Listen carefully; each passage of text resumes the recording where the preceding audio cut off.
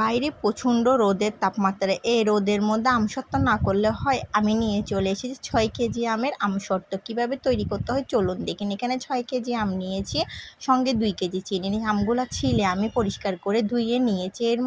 এগুলা সব আমের নাড়ি বুড়ি যাই হোক। এখানে আমি আমগুলো ধুয়ে একটা বড় হাঁড়ির মধ্যে দিয়ে দিয়েছি। এখানে হয়েছে আমার 5 কেজি, আর একটা হাঁড়ির মধ্যে আমি দিয়েছি 6 কেজি। আমগুলো ভালো মতো আমি অল্প পানি দিয়ে সিদ্ধ করে নিয়েছি। এখন আমগুলো আমি একটা ছাঁকনিতে ছেঁকে নিব। তারপর এখানে হলো 1 কেজি, এখানে হলো 5 কেজি। 1 কেজির মধ্যে আমি 3 পট চালের চিনি দিব।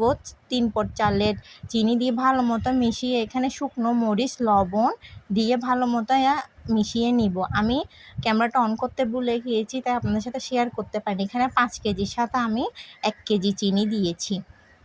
আপনারা চিনির মিষ্টিটা পরিমাণ মতো দিয়ে নেবেন। এর মধ্যে আমি শুকনো মরিচ লবণ দিয়ে দিয়েছি, পাকা আমের পেস্ট দিয়ে দিচ্ছি। ভালো মতো নেড়ে চেড়ে ঘন করে নিব। একটা পাত্রে আমি ভালো মতো এগুলো ঢেলে নিচ্ছি। ঢেলে নেওয়ার পরে আমি ঘন তাপমাত্রায় ঘরেও শুকিয়ে নিতে পারবেন, আপনারা চাইলে রোদেও শুকিয়ে নিতে পারবেন। রোদ থাকলে তো আরও কোনো কথাই নেই।